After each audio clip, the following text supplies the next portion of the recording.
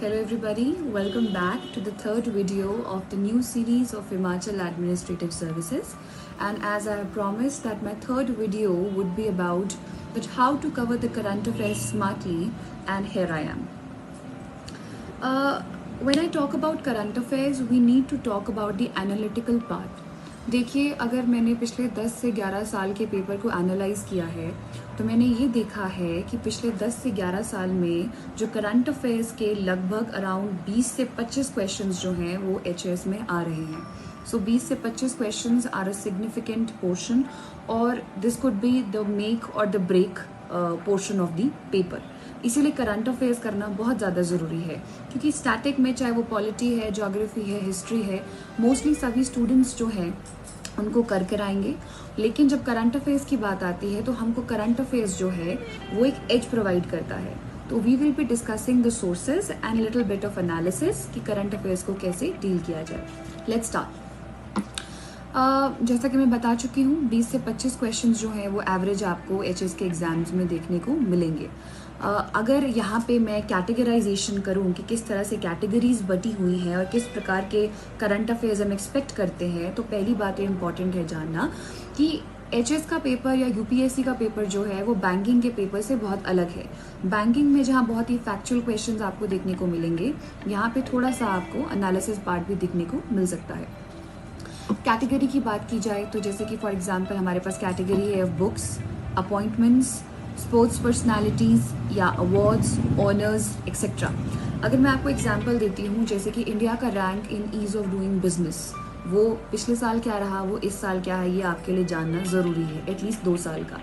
Similarly if I talk about awards and honours, आपको Nobel prize दिए जाते हैं, हर साल दिए जाते हैं. For example Nobel prize in chemistry, Nobel prize in physics, तो ये भी इम्पॉर्टेंट जो आपके लिए जो है इम्पॉर्टेंट हो जाता है. स्पोर्ट्स में कोई इम्पॉर्टेंट पर्सनालिटी है या इम्पॉर्टेंट उसने अचीवमेंट की है तो ये भी आपके लिए जानना ज़रूरी है. कोई इम्पॉर्टेंट बुक है, किसी इम्पॉर्टेंट पर्सन ने वो बुक लॉन्च की है तो ये भी आपके लिए जो पता होना ज़रूरी है. इंडेक्सेस मैं बता चुकी हूँ, पर्सनालिटीज़, बुक्स एक्सेट्रा. एक और मैं बात बोलना चाहती हूँ. देखिए, current affairs is a very wide thing. मतलब ऐसा नहीं है कि आज मैंने कोई करंट अफेयर पढ़ा और एक हफ्ते तक वो करंट अफेयर जो है वो मुझे याद रहेगा.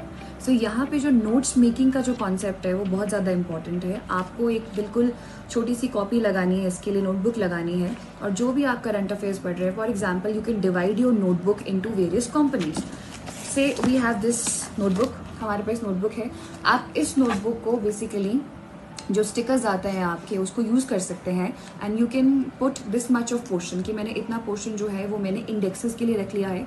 तो इंडिया का इंडेक्स किसी भी चीज़ में, चाहे वो ईज़ ऑफ डूइंग बिजनेस है, चाहे वो हेनली पासपोर्ट इंडेक्स में है या फिर ग्लोबल हंगर इंडेक्स में इंडिया का क्या रैंक आया है, ये जानना आपके लिए ज़रूरी है. तो आप इसको इस पोर्शन में लिख सकते हैं.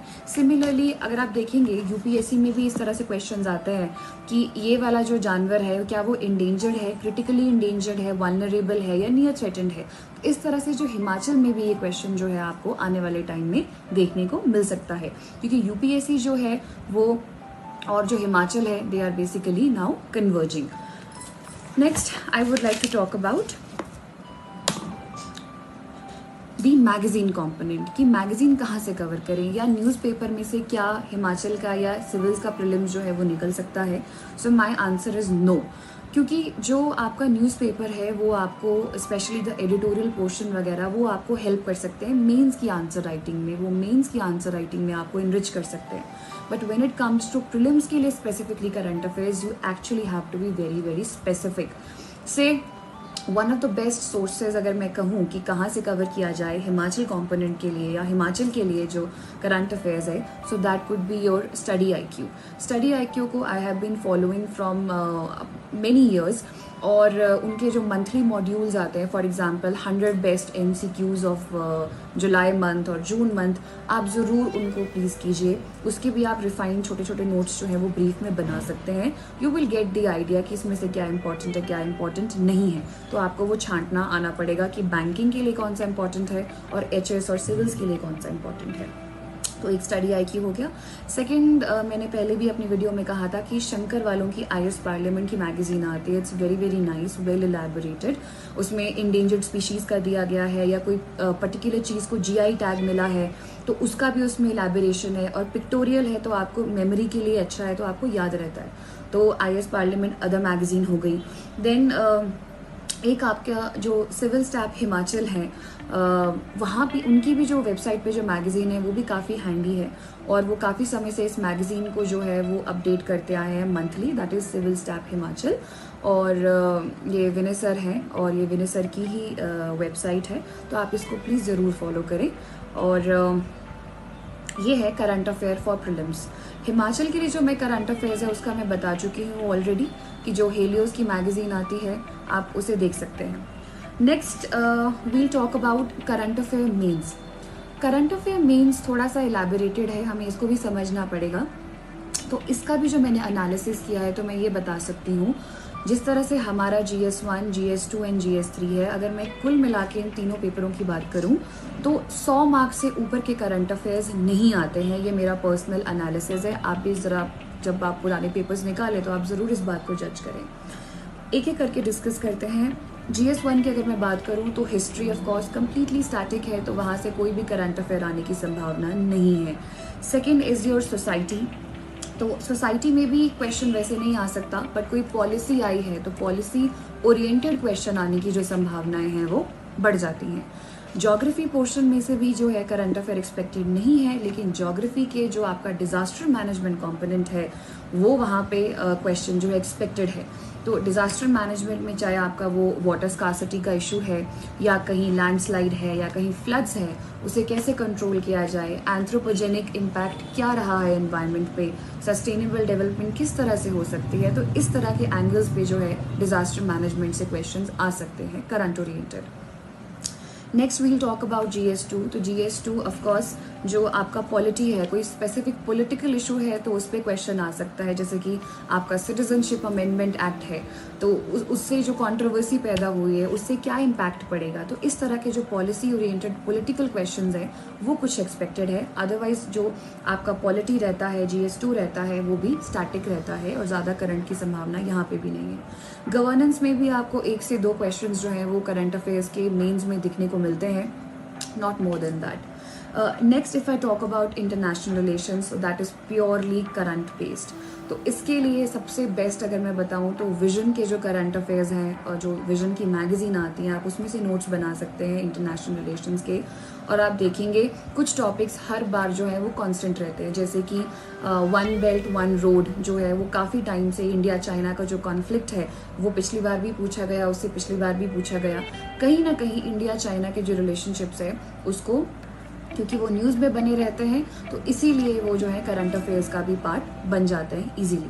तो आपको ये ध्यान रखना पड़ेगा। फॉर एग्जांपल अमेरिका में जैसे गवर्नमेंट चेंज हुई है, तो गवर्नमेंट चेंज होने के बाद अब क्या नए चांसेस है, अब क्या नए एवेन्यूज़ है, या नए चैलेंजेस क्या है, ये भी आपको जो है करंट अफेयर्स जो है वहाँ से आ सकता है। जैसे कि अमेरिका का जो प्रेशर रहा है ईरान पे, तो उसका इम्पैक्ट इंडिया पे क्या होगा, स्पेशली इंडिया के जो डेवलपमेंट प्रोजेक्ट्स है जैसे कि चाबहार, तो उस पर क्या डिले होगा, क्या वो डिले होगा, उस पर क्या कॉस्ट बढ़ सकती है, कॉस्ट एस्केलेशन एक्सेट्रा, और हमारे जो स्ट्रेटेजिक रिलेशन है वो कैसे इम्पैक्ट होंगे, ये सब जो है आपका IR का पार्ट है।